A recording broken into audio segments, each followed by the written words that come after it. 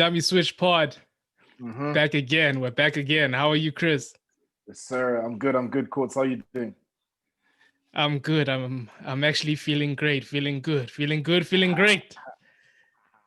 Fabulous, man. That's awesome. Let's get Yeah. into it, man.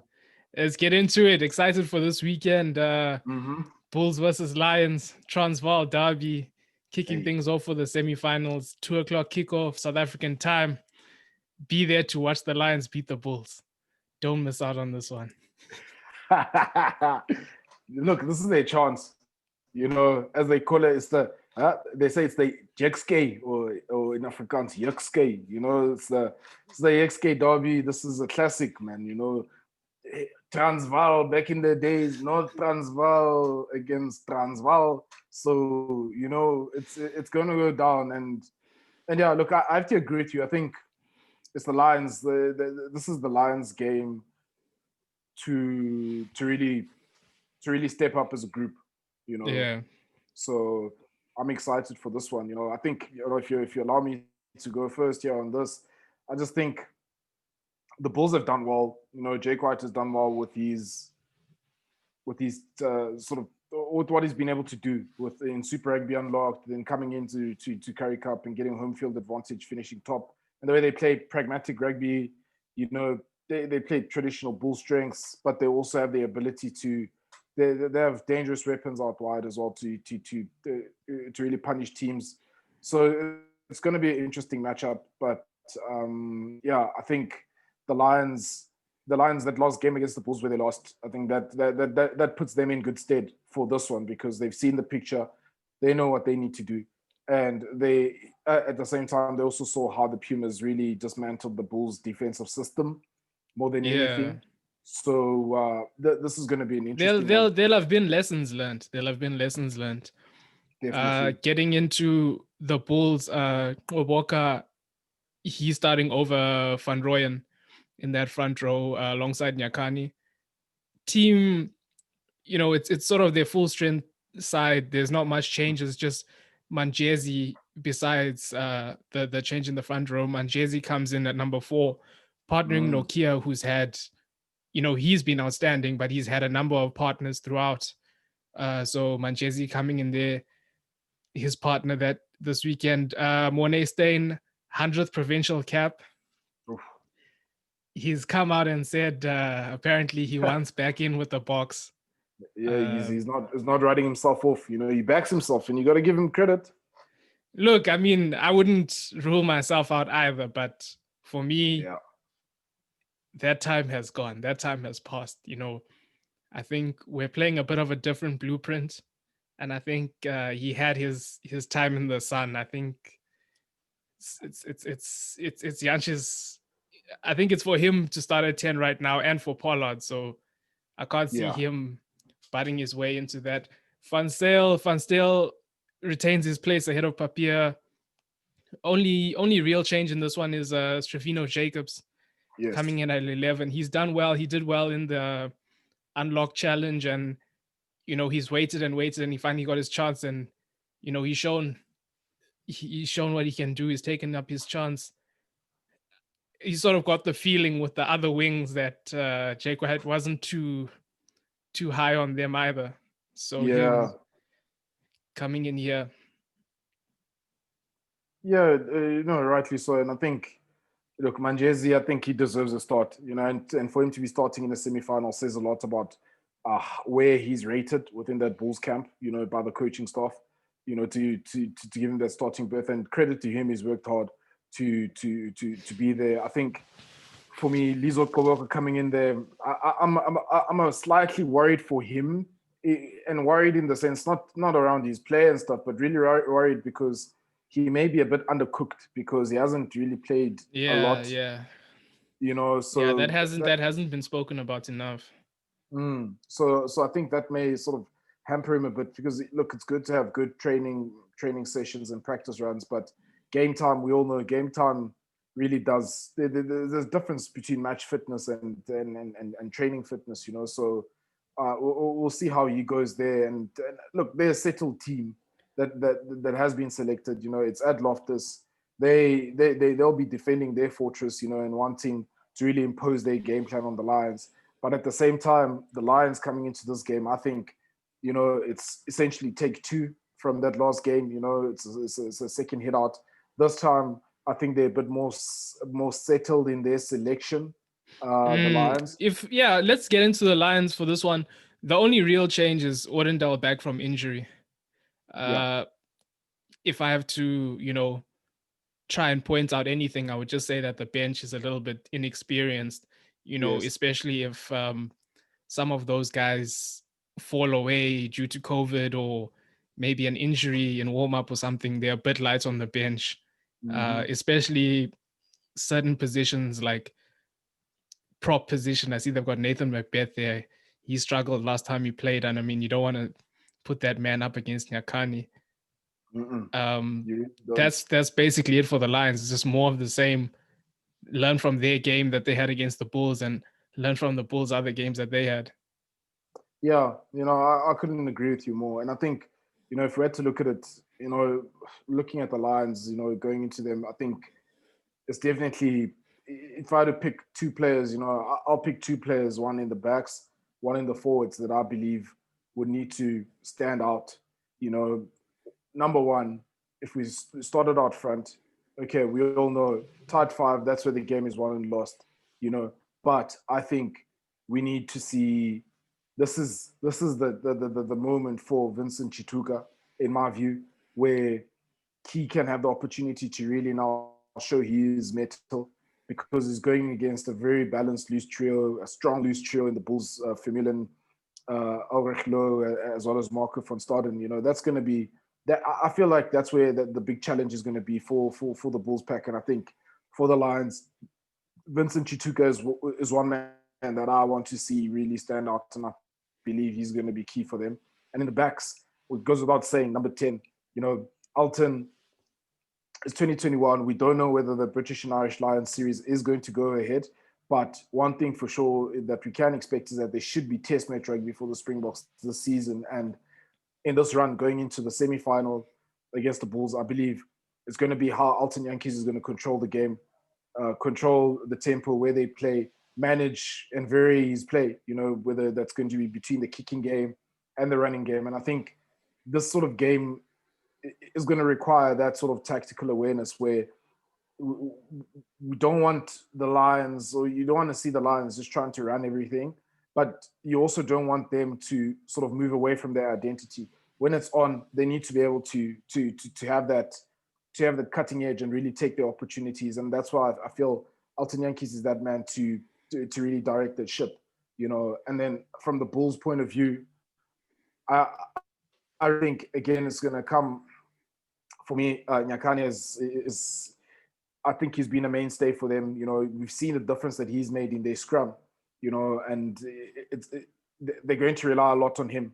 Yes, I understand they have Dwayne Vermeulen there as their captain, but I think we already know where Dwayne Vermeulen is, and if it's a matter of guys figuring out how to nullify him, and I believe Chituka has got all the tools and the weapons to be able to do that. So for me, Trevor Nyakane for the Bulls is going to be of utmost importance. And then in the backs for them, I think seeing a guy like Stedman Gans really now coming in and continuing the form that he's shown throughout the Currie Cup season, I think he's going to be another key factor to bring that X factor or that magic moment, or be that guy that pops up in the right place at the right time. So I've picked out those four players, the two from each side, as the guys to watch for this weekend, and key individuals. For me, my key men, I just went for one on each side. Okay. For me, Bulls team, this team only goes as far as Dwayne Vermeulen takes them.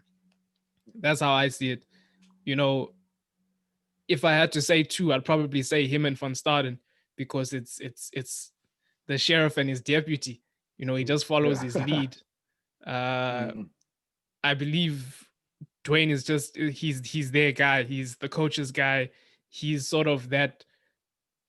He's the coach on the field. Yeah. I believe that they only go as far as he can take them. Obviously, scrums are vital. They've been vital throughout the season. So I understand the Nyakani, but for me, the sheriff and his deputy, those are the ones that they're going to prevent the Lions from playing, and sort of that's been their game plan the whole time. That defense and working on the ground. Yeah. Lions on the other side, I sort of had the same thing as you. I wanted to go with Chituka because it's going to be up to him and Alberts to be preventing Dwayne and Malcolm van Staden from doing their business. But ultimately, the key man for me is Janchis. He's given Tian Swanepoel the lead and said, here's the kicking tee, go for it. So now what he's got to focus on is getting that backline moving. It's up to him to get that backline moving. Yeah. Look, he's gotta make them eat with whatever he gets. If he gets a little bit, if he gets a lot, he's just gotta make sure that they eat. He's gotta put that backline on. So that's I really think he's just got to provide on the day. Yeah.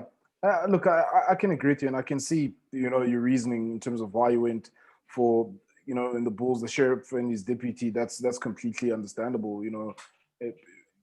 And I think that's already a given for me. And I feel like where they are susceptible is going to be up front, and that's my reasoning for going with Nyakane as the guy that I feel he can set that tone for them up front and give them that confidence and generate that energy.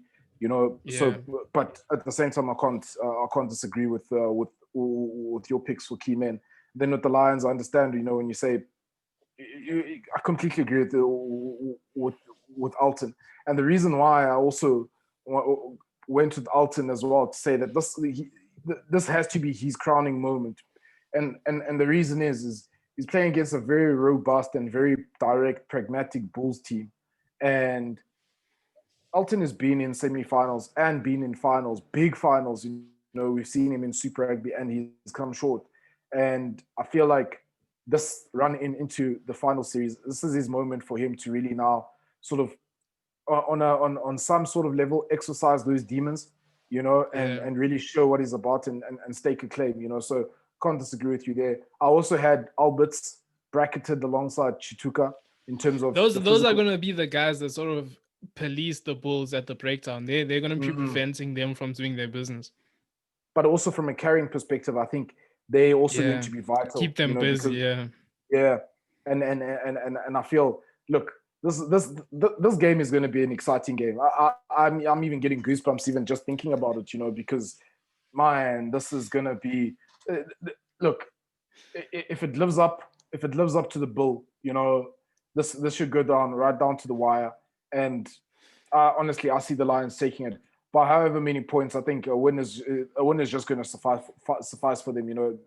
When you're in the finals, semi-finals, it's not about the style of play. All that's going to matter is a W at the end of the column. And I think the Lions this time around, they're going to come up with a win.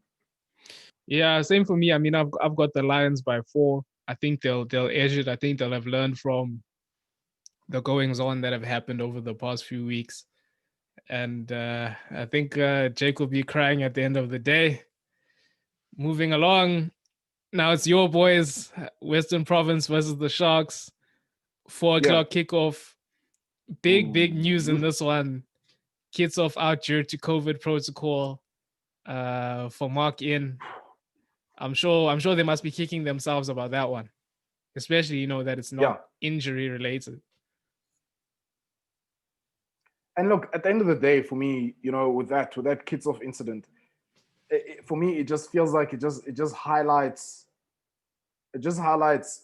the lack of sort of a regard for the pandemic, because we've had too many games that have been called off because of COVID-19 related situations where players have been, either identified as close contact or players that have had to isolate and things like that. And I feel SA Rugby and the respective unions, they missed the trick. They should have after the first incident, they should have relooked it and gone into the bubble. Because right now, without Stephen Kitsoff, look, Western Province are going to be struggling. Alistair for Mark, not that I have anything against the guy, but he's no Stephen Kitsoff. He really isn't. He doesn't have that same authority, doesn't have that same aura about him. So this one for me, all I can say is, if I can just speak for it on Kitso, for me, he's a big loss because it essentially takes points off the board. With his scrummaging and with his work on the ground, thank you. that's between 6 to 12 points on the scoreboard. Yeah. So essentially, you're taking that out of your points. So it's a really big loss for them. It is. It's massive, and I think this is going to have a very, very big effect on the game, and look, it's more the same team from Western Province, the same team that they've had the whole season. Pretty much the same team, full strength. They've gone with the centers that are most tried and tested. Yeah, so look, for them, I think they balanced. Yes, I read an article there. Hershey Yankees are saying that they're happy with the way that they've been playing as players, as a playing group, and he feels they deserve to be where they are. Potentially, I could argue against that. Some results where they were given the results by the referees, but that's water under the bridge. But in terms of them being happy with how they played, I'd really put a big question mark on that particular comment, because those are media answers. Those aren't real answers. Yeah, because they've been below they've been below the expected standard, and this weekend is a big weekend for them, and they're at home.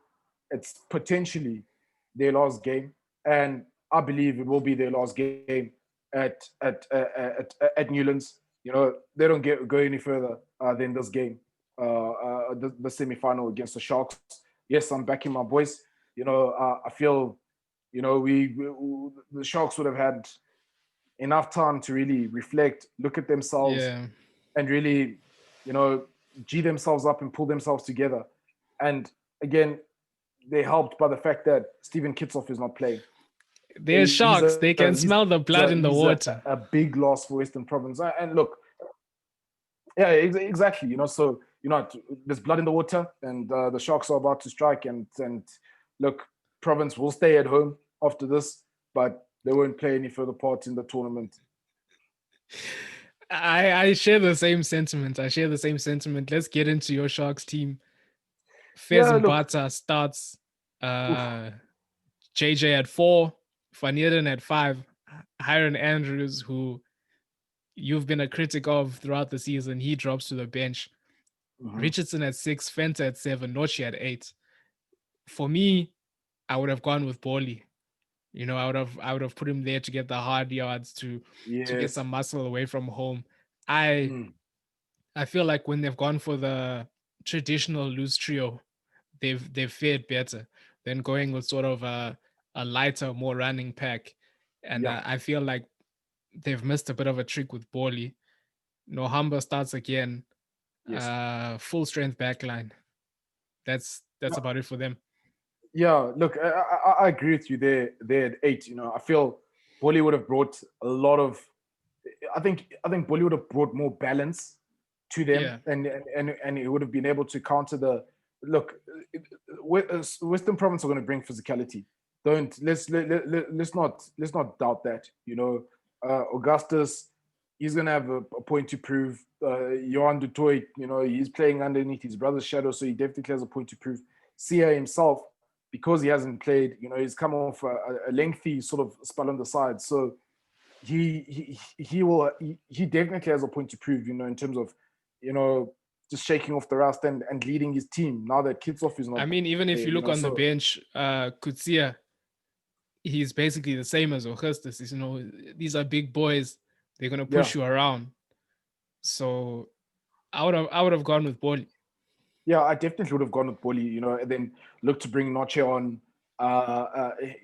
potentially in the second half. But at the same time, I can also understand the thinking about it, is that if Noche does mess up, which, to be fair, and justifiably so, he most likely will, in terms of his number one. For me, it's his lack of ball security as a number 8, and his lack of influence in games as a number 8 as well. If you look at, for example, a guy like Dwayne Vermeulen, and the reason why I feel like I'm too harsh on Noche is that he's capped. He's a 6 cap Springbok, and you expect to see better from him, from a guy that has almost tasted the top tier. and you want to see him lift his game, and he really hasn't done that since. Look, he showed glimpses of it in the early part of Super Rugby in 2020, but he hasn't. He's never reclaimed that form since the lockdown. But you know what? I think the Sharks pack overall, JJ van der Merwe starting at number 4. I think that's key, and maybe that sort of counters the lack of having Bolly in there, because he's a big unit, and he's also going to be pushing some people around, and with Ruben van Heerden, I think you have a guy that's going to be working hard, is going to work for you, and it'll be interesting to see, because by the looks of it, it looks like what's most likely to happen is that, depending on how the game unfolds, is that Ruben van Heerden will be the man to go off for Hiron Andrews to come in at 5, and keeping JJ van der Merwe there, but not knowing how long JJ van der Merwe can keep going. Oxen Chair, this is a game for him to step up. Thomas du Toit, I feel Thomas du Toit, for me, looking at this pack, fine, they've gone with loose forwards, whatever. Mm-hmm. Thomas du Toit, he's got to step up now. He's made the transition to tight head. Yes. Now, it's got to be that. You've got to take that opportunity, and you've got to say, you're supposed to be a Springbok caliber player. Yes. You're going to be taking on for Mark. You've got to impose your dominance. You've got to essentially win this game for your team. Yeah, exactly. And I mean, there's no better game for him. Kitshoff is not there, so look, he essentially, my man, he's gone from having nightmares to sweet dreams right now. Yeah. The prospect of facing Kitshoff compared with the prospect of facing for Mark, it's not as daunting. It's not as intimidating. I'm no prop forward, but anybody can tell you that. Anybody that knows rugby can tell you that if Thomas du Toit doesn't eat this weekend, then you have to question his position all around. You have to question the caliber of player that he is, to not essentially assert his dominance, because this is his chance to assert his dominance and really put the Sharks on the front foot. From a backline perspective, I'm happy to see Nohamba back in. I guess, he's worked his way and he's shown good signs at practice. I'd assume that he's been able to keep Jaden Hendricks out. Solid backline. I think it's a consistent backline. Apelele Fassi comes in, he brings that danger factor, that X factor. So I'm optimistic about this game for the Sharks, and like I say, I didn't see Western Province winning this one, and for me, my key man in this game for me is going to hinge on, if we're looking at it up front, you mentioned Thomas du Toit. I couldn't agree with you more. Thomas du Toit, and I'm singling him out. I had Oxenchair bracketed in there with him as well, being a capped Springbok, albeit one cap, but Ox as well needs to step up and show himself to be able to manage Frans Malherbe, because Malherbe is also a threat, and then in the backs, one thing for sure, with all the sort of media attention or the comments that have been going around from the coach saying that, Bosch is looking like an international 10, Bosch himself saying that, he wants to work his way back into the Springboks. This is the game where he needs to show himself, away from home, that he can put the Sharks in the right position from a boot perspective, be able to put that backline away and really control the game as the general. So I'm picking them to, well, it's bracketed with Oxen Shares 3, but for me, sorry, just to go into the Sharks there, for me, Fez and Bata, they've just got to be careful at line-out time, against JD Schikkeling. They've been in and out with the hookers this season. Richardson was even playing hooker. So Fez and Bata, as long as the line-outs stay sort of okay, he should, that's going to be a point that they try and counter them on. Like I said, Thomas du Toit, I had only picked one key man. My key man, Bosch. Yeah. Same thing for me. It's again sort of the same feeling as Dwayne Vermeulen. The team only goes as far as he takes them. Yeah. He's going to be the man putting the points on the board. I feel like he can take advantage of an unsure center combination and a Willemse at 15. I think he can take advantage of that. And I mean, looking at Tim Swiel, I don't think he's necessarily going to be He's not a shaking in threat. his boots. He's gonna be looking at him like lunch a bit. So I feel like there's an opportunity for him there. So I echo your sentiment with that one. Yeah, no, for sure. 100%. And then, if we go in and we look at Western Province, I picked, my two players that I picked, because I picked two instead of one. Up front, Sia is my guy that I picked.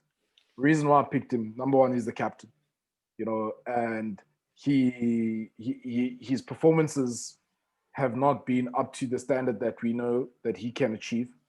And it even amplifies or magnifies his role now that Kitsov is out, and it's going to put a lot of emphasis on his leadership, and I believe he's one of the key men. He needs to get stuck in, because if he's humming and he's going well, then they'll find themselves with good momentum, and if he's getting to G the boys up, if he's making strong carries, if he's making an impact at the breakdown, then Western Province have a chance. And then in the backs, for me, Damien Willemse, I picked him because he's a Springbok. He's a World Cup winning Springbok. Yes, granted, they've moved him to 15, but this is also one of the games where he needs to show his maturity and growth and development. It's a big game, his decision making at the back is going to be key. Whenever, because one thing we know for sure, Kern Bosch is going to kick that ball. He's definitely going to kick that ball, and it's going to be about the decision making, whether Willemse is going to run or try and put other people in space or try to run for himself. That's why I picked those two guys, and I feel depending on how those guys go for Western Province, that's going to have a big sort of factor in the end result. My key man is for Mark. For me, this game, if he holds up on his end, they should be fine. But I don't know if he will. That's why he's the key man for me. Malherbe is going to be doing his thing as long as he needs to hold up on his end. If Malherbe is dominant, if Malherbe is dominant, then he's got to go with him. Yeah, he can't be bullied and can't be dominated. So I just feel like in that loose head position, you're always doing your best to sort of anchor. The tight head is the one that's sort of moving forward more than you. So I just feel like he's got to hold his own, sort of stay more stable. it's big shoes to fill. It is big shoes to fill. Essentially, he doesn't hold up his end, the season's over. Yeah, that's what it is, and it will be over. I'm just for the record. Look, I've got the Sharks winning as well, so I think their season will be over. A lot of pressure on that man. He hasn't played that much rugby this season, to be honest. Yeah. So it's a lot of pressure on that man. I wish him the best. But I'm going for the Sharks in this one. I think they'll get the best of them by around 8 points. Yeah, look, I just again, I'm gonna go the same as I did with the Bulls Lions game. It doesn't matter how, it doesn't matter the margin. At the end of the day, it's gonna be a W. That's all that's gonna matter. I don't want to. This week, I'm changing tack a little bit. I'm not going with the score margins. All I'm saying, all about results. I'm all about results. It's the business end of the season, so results is what matters. So, it's a W for the Sharks, W for the Lions. It's going to be a final that's look. It's going to be a classic final. Sharks Lions. We've seen this one before, so I'm looking forward to another one. But first things first, we need to get through these games this weekend. Yeah, exciting weekend. Some good games. I personally feel like, the pairings of the team, I think it's good for SA Rugby. I think having the Bulls versus the Lions, having the Sharks versus Province, I think it's worked out well. Yeah, it has. And the balance of it has, It's just unfortunate, that, the COVID situation, I think it's highlighted how everybody just needs to take heed of that, because it has, we cannot lie or detract from that it has influenced the season somewhat, and how things have sort of unfolded and how the table looks. But you know what, we'll take what we get as long as we get rugby. That's the most important thing, is that give us the game on the weekends, and let's see the results. Let's see how it goes. Moving on now, we've got a short segment now about our top 5 players in Currie Cup this season. Mm-hmm. I mean, it's sort of like you said, some of these guys, we know what they do, we know what they give us. Someone like Kitso, for example, like how you had mentioned Dwayne Vermeulen in the Bulls game. So there are guys that sort of, for me, I also chose some guys that broke onto the scene. Yes. And first one, I possibly could have gone with Verity but I've gone with Edwin Cater. Yeah, I feel I also went to the Edwin Cater. So yeah, he's often scored. He's often dominated against defenses. He's often dominated his opposite man. He's just been in great form throughout the whole competition, and it's just that it's a shame for him that SA Rugby, there's abundance of wingers. Yeah. So you can have a season like that, and it might not take you very far. But it's unfortunate for him. But that's just the country we play in. If it was another position, you'd be getting a buck call up. Yeah, that's true. I think so too. I completely agree with you. Second man for me, Tian Swanepoel. Hey, Quarters, you sure you haven't been looking at my notes? We are watching the same games. We are watching through the same classes. I've got Tian Swanepoel. I think, he announced himself after, he had been waiting to get some game time, waiting. And he finally broke onto the scene. Any other year he would have been announced as a Bok, if you had some international rugby. Yes. And probably moving forward he will be. And I'm happy for the guy, and he showed up that 15 position for the Lions, which was sort of had a question mark. It did because I mean he's managed to keep a guy like Eviafil Yoon, who they brought from the Leicester Tigers, and he was playing well in my eyes. He was playing well. He was for me, he was decent enough at 15, and you couldn't argue against his selection. And then come Tian Swanepoel, and all of a sudden you thinking to yourself, geez, okay, this kid is better than him, and he brings more to the table as well. He brings points. He does. He brings points. Yeah. So that's I completely agree with you there. I also have him as a pick for me. So yes, sir. Next one for me, I could have gone with the whole Pumas front row. I could have gone with Darian Landsberg, but from the Pumas, I've gone with Devon Williams. I feel like Devon Williams, he had to adjust, moving to 10. Mm-hmm. Fushia was very impressive when he came in, got injured. Yeah. He took up the challenge. He adapted well. First few games weren't great. Last few were. So I've got to give the man his credit. And showing what Western Province missed out on. And it's good. It's good for him. It's good for him, and he's done well in that Puma side. Yeah, look, I can't disagree with you there. I didn't have him in on my side. I had him bracketed, though. I must say, I did have him bracketed. I had him bracketed next to Simelane. In terms of guys that, for me, that just stood out. Yeah, Simelane he took that 13 jersey. He did.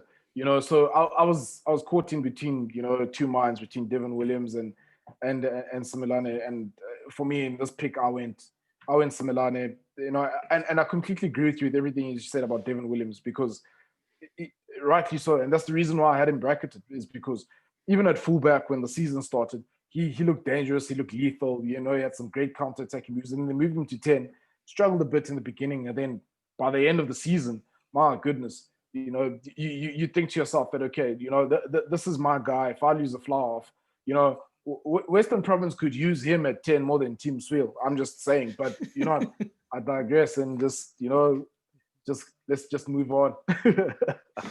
but before we move on, let me just say quickly why I also picked Simelane. Like you said, Simelane, he really like he owned that number 13 jersey. He took it. He took his chance. There was a lot of sort of hype around him, and you could tell with all the talent that he has, that you didn't want him. You don't want him to fail. You wanted him to sort of do well and own it. Make that step up into senior rugby. And I think, look, he's done enough to show himself. He's done enough to at least be considered in a conversation for a Springbok call up, even to be in a match day 23 against what would most likely be, if it does go ahead, which don't know, a dangerous and an exciting British and Irish Lions series. So similarly for me, he just brings that X factor to the Lions, and there's no better outside center right now. I guess maybe the debate is between him and Stedman Khans, but I feel Similane still edges him. I feel he edges him because he's an out and out outside center. It would be interesting to see them on the same team, but yeah, he's my guy as third pick. For me, fourth pick, Frans Steyn. He's one of those guys that we do know what he brings, and I have left out other guys that we know what they bring, but I feel like for him, it's sort of why I've put him there is because we tend to forget how good he is. Yeah, we tend to forget how good he is. And we've got this thing where we've got so many talented players that we do forget. Think of if, let's say, he played for Wales, they would hail him as the greatest ever. Well, one of the greatest ever. You know what I mean? So it's like, is this a situation where I feel like sometimes we underappreciate Frans Steyn? Long career. I remember him struggling at 10 in a Bok jersey and them trying to fit him in. And he's Islander. Yeah. I mean, I think there was even, they gave him a shot against Italy at 10. And he did well enough. But I mean, now you look at him, kicking percentage, 100%. Influence on the game, puts points on the board. He wills them. He wills them to greater heights. So I have to show my appreciation. Yeah, look, I can understand, and I can appreciate your selection there in fourth pick. I think, look, there's nothing more further to add. I think you've said it all about Frans Steyn. The only thing that I can say is that my fourth pick is a bit different. We'll see whether the fifth picks or your fifth pick and my fifth pick are the same or not. But my fourth pick, I actually went to Trevor Nyakane.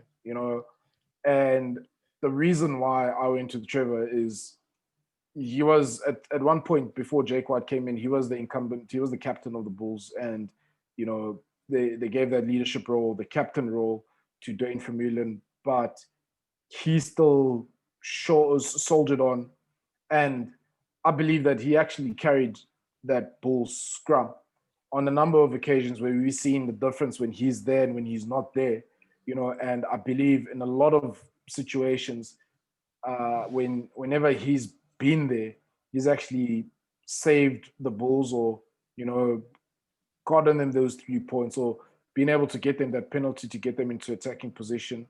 And just his overall sort of influence and growth as a player and how he's been able to influence the game.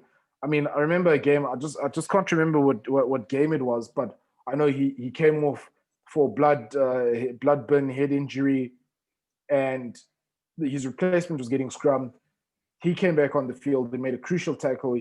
He got a penalty, turnover penalty. I think it was the Pumas game.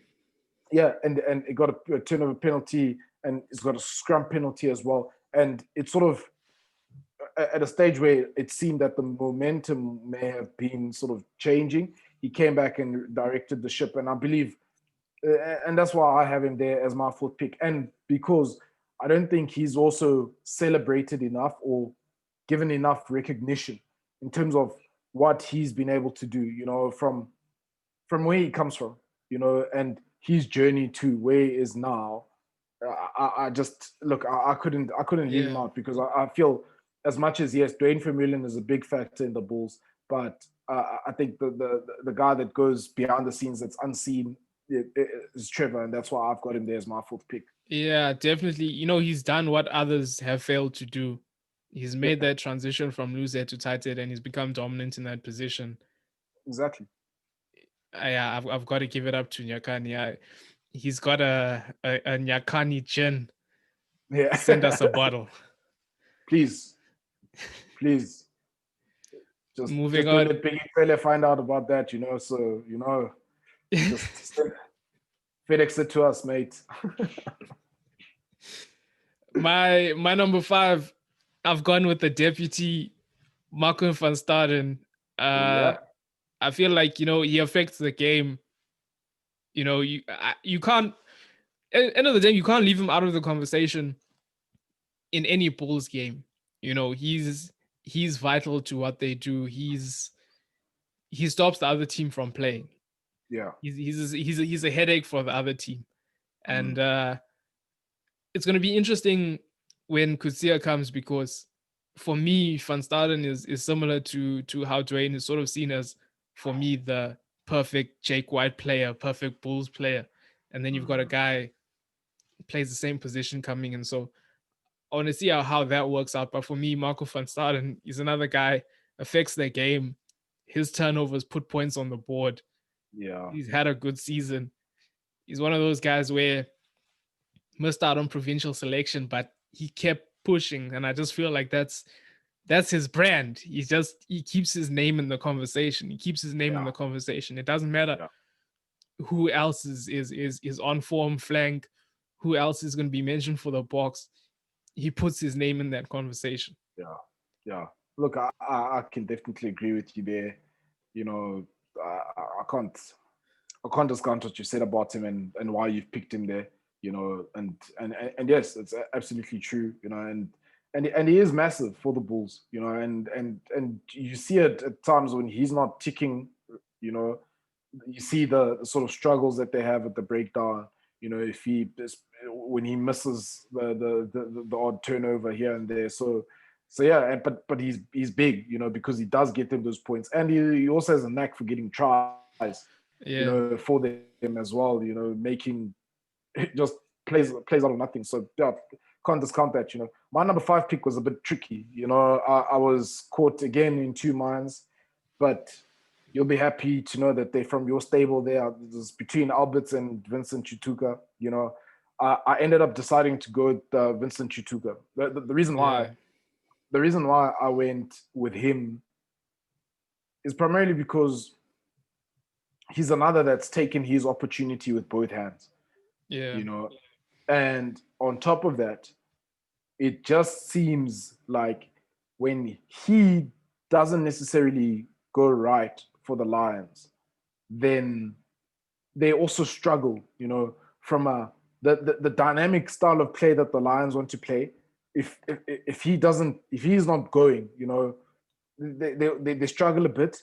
But then on the other side is that he also has that breakdown element, the physicality element, and he has that influence. So he comes up with big plays in a game. And for me, I feel I've seen enough from him this season to say this one, he's one that is also one to be in a conversation for Springbok selection, because look, essentially he's kept Tajiva Daimani out of the team. If you look at the chances that Daimani has really had, if you compare the two, not looking at age, but you compare the two. Daimani he came onto the scene. He had big raps about him, his speed, and everyone was just like, okay, this guy's explosive, this guy's exciting. Yeah.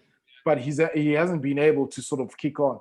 And then Vincent Chituka gets his opportunity, and he brings that physicality. He brings that work at the breakdown. He brings the carries as well, and he also brings that linking play, So for me, he's a massive, massive player, and one that really he stood out for me from the Lions side of things. For me, as you talk about Daimani, I was going to mention it to say that of those Lions players, the next step was to claim a starting place. He's done that where others haven't. Yes. Daimani hasn't been able to do it. Similani, sort of before him, hadn't been able to do it until recently. And it's good to see Darian Landsberg make that jump. So it's been impressive for him, and those guys. It's great for them that they've been able to take that next step from being those guys that were just seen as prospects. Yeah, I agree with Daimani, you. I'm hoping he can do the same.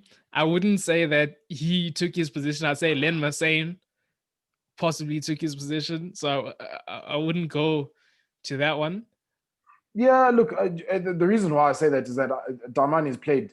He's been played at 7 before. Where they've he's been moved around. He's played at 7. He's played at 8. He's come off the bench. And I just feel like the reason why I put those two together as a sort of a comparison was just looking at taking your opportunity. Owning that jersey, making it yours, and I just feel like Chituka just he took his game to the next level and put himself into that contention, into that discussion. Because right now, if you had to have that discussion around, okay, who can be a Springbok, Chituka's name definitely comes up because of what he brings, and that work rate that he brings. That's him, the work rates. Yeah. Never say die. He's the real never say die, not the Greek. Yeah, not the Greek. And we're gonna see that. We're gonna see that this weekend against the Bulls. I think, and that's why I have Vincent Chituka there. I've been impressed with him. I'm not a Lions supporter. You may find it surprising that I don't have a Sharks player because none of them stood out for me. So and none of the Western Province players stood out for me as well. So look, I've been impressed by Vincent Chituka, to be honest. To say the least about him. And Verity for me, I like you not to make the cut. Yeah. Well, Chituka, it goes to what we mentioned. I mean, talking about both starting 15s, and he was mentioned as one of the key players. So I mean, I think we both value his performances that he's put in. Yeah, most definitely. It's going to be an exciting weekend. Yeah, exciting weekend. Thanks for watching, guys. Hopefully we have some good reviews coming back next week. Hopefully it's not too dull and some exciting rugby. That's it, unless you have anything else to add. Yeah, that's what we're hoping for. Look, I'm just saying, that's what we're hoping for. I understand, some of more astute rugby brains, that are on some high stream or high end TV programs of, lambasted the quality of rugby. You can understand that, but this weekend for me, I'm not too worried too much about the quality, but rather how the results are going to fare. I'm concerned about the results. So hopefully the right teams get the wins, and we don't have any refereeing decisions influencing the games. It's just, I've seen the refs, and I'm happy about ref selections. Yeah, we just want to see good rugby, and that's what we're hoping for. And yeah, look, like, share, subscribe, and we're hoping for good reviews, smiles all around next week, and yes, let's get it. Let's get it. For me, going to what you said, I mean, for me, I'm just happy to see our rugby back. I'm not going to be a critic and say the standard of rugby, this and that. I'm happy that we've got our rugby back to support our rugby. So I'm not going to be too critical of what's going on, but we'll see. I'm excited. You're excited. Hopefully, good week of rugby. And that's it for us. Time to switch pod. Out. Thank you.